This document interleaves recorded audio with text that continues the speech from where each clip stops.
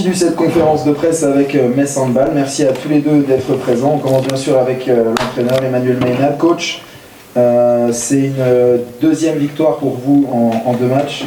J'imagine que ce soir vous êtes satisfait. Oui, content de la victoire. Pas forcément content de la prestation qui me semble être la moins aboutie. Alors des 4, je ne sais pas, on peut exclure peut-être le Havre de la boucle, mais en tout cas la moins aboutie des 3 confrontations disputées qu'on ait eu l'opportunité de jouer cette année. Il y a eu des hauts, des bas, un peu trop d'instabilité, un peu trop d'inconstance de notre part. Donc sur ce coup-là, un petit peu décevant, mais voilà, ça reste malgré tout une victoire en Ligue des Champions, plus 9, sans avoir non plus tremblé trop longtemps en première au début. Après on se détache en deuxième, elles sont revenues, mais voilà, on a toujours réussi malgré tout à maîtriser un petit peu les enjeux. Donc voilà, je suis content de ça. Merci coach. On enchaîne avec Tira Axner. Tira, après la victoire au Danemark, il était essentiel de gagner aujourd'hui. Quelles sont vos impressions? After the victory in Denmark, it was essential to win tonight. What are your impressions? I think it's very good that we win at home. It's a great signal to send out, and we have to protect our home court. And I think today the most important was that we won, and we showed that we work, even if sometimes the connections are not perfect today, and we are maybe late in some, in the connection in the heads and on speaking to each other. But I think the intentions are there, and it's small details, and I think at periods it looks very good, and then we just have to work on keeping that stability. But it was a very important victory, and I'm happy that we go away with the win. Manu, mercredi soir, tu parlais du 4 sur 4. Ça y est, il est dans la poche. C'était forcément important aussi de gagner ce soir. Et tu dis que tu as des petites choses à revoir. Ouais, non, mais qu'il l'aurait cru qu'on arriverait après 4 matchs à valider autant de victoires. Alors, loin de moi de dire que c'était pas jouable, mais les choses auraient pu tourner différemment. Alors aujourd'hui, on ne se l'imagine pas parce que notre match à Chambray, il est très bon.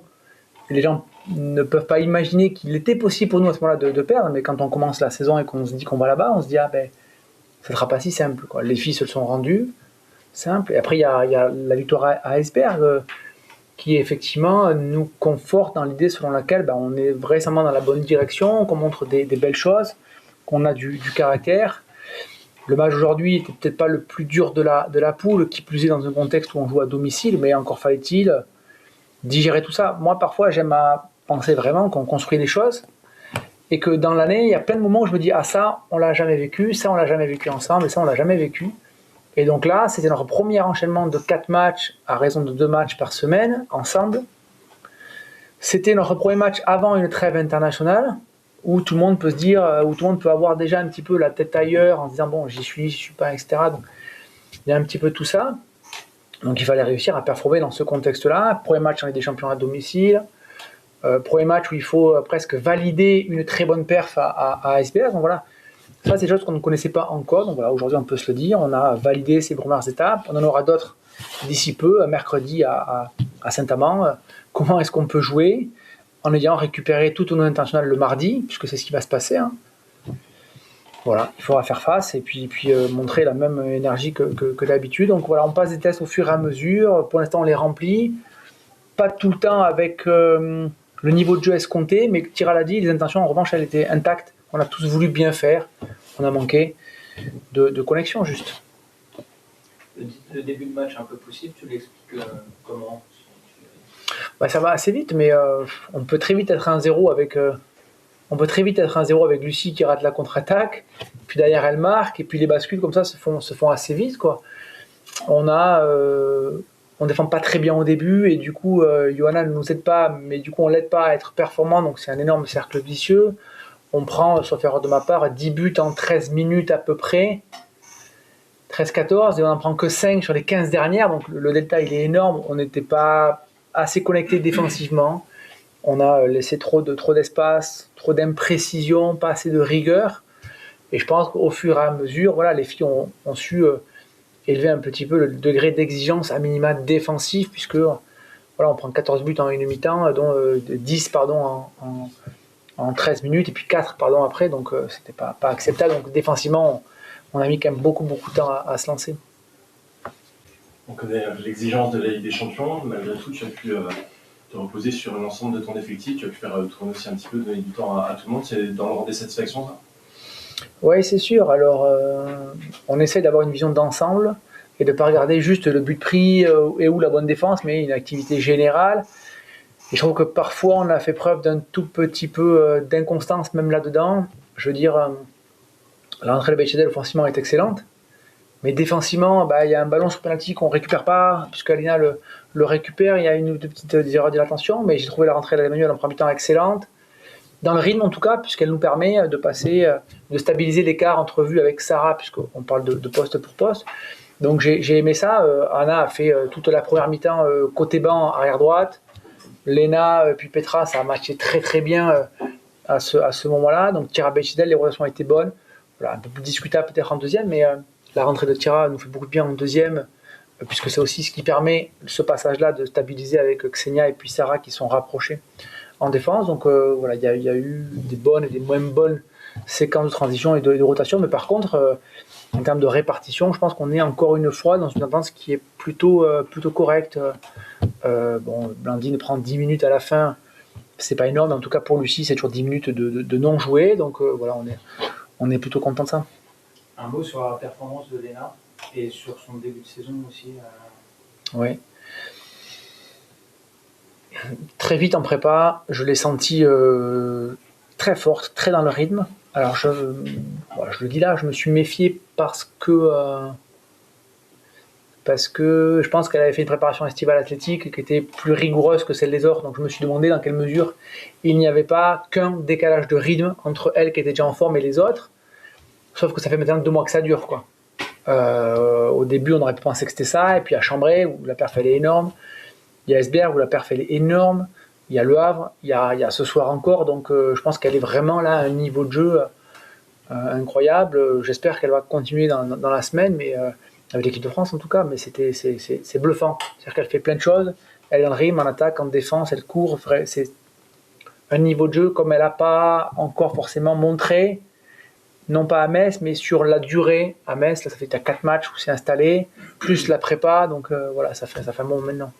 Elle doit devenir leader de ton équipe sur le terrain, en général? En général. Je pense que des fois les rôles s'imposent aux gens qui veulent les prendre. Lena, sans avoir à bouger beaucoup, toujours eu son franc-parler sur le terrain, donc toujours dire t'aurais pu, t'aurais dû, j'aurais pu, j'aurais dû. Pas de problème avec ça, elle peut dire n'importe quoi à n'importe qui, donc on est raccord avec ça, c'est assez agréable. Et puis après les responsabilités, elle se les prend au fur et à mesure. Sur Esbjerg, elle nous a sorti 2 fois. Une fois grossièrement de la merde en prenant un tir sorti un peu de nulle part. Je suis content de voir que c'est pas elle ou Petra, mais que ça peut être les deux aussi parfois, et que ça peut être les deux dans des postes différents. Petra, Lena, Petra, arrière droite, demi-centre, demi-centre arrière droite, avec pas mal de changements en fonction du rapport de force. Donc c'est assez intéressant. Mais voilà, moi je pousse personne à être un leader, que les gens s'ouvrent, font preuve d'exigence au quotidien, d'exemplarité, et puis ça va venir tout seul. We'll start with Dortmund coach. Coach, how do you explain this defeat? Well, it's easy. Metz score more goals than we. I think we had a really good start in the beginning of the game. We had good defense. We played good in attack.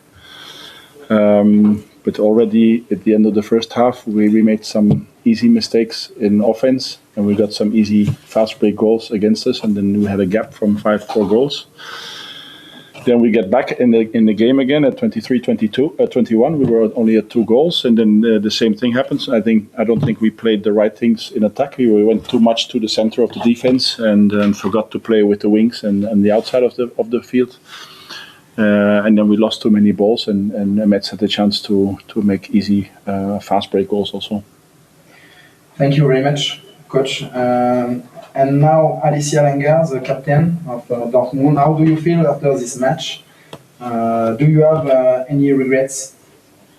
Yes, of course, I'm not happy, but I think we also showed some good periods. We played a little bit like a roller coaster, and we have to get to the level that we can hold the good periods even longer. But I think we can learn a lot from this game, and I'm really looking forward for the next one. What are your objectives this season on Champions League? I think for us, we are, after a few years of abstinence, we came in with an upgrade from the European League. So for us, this is a big learning process. We're in the group with Metz, with Esbjerg and Győr, which is, I think, a different level than where we have played so far. I think still we have a good team, and we want to try to get into the playoffs, and then we will see. Thank you very much. I wish you a good evening and a good travel. Thank you.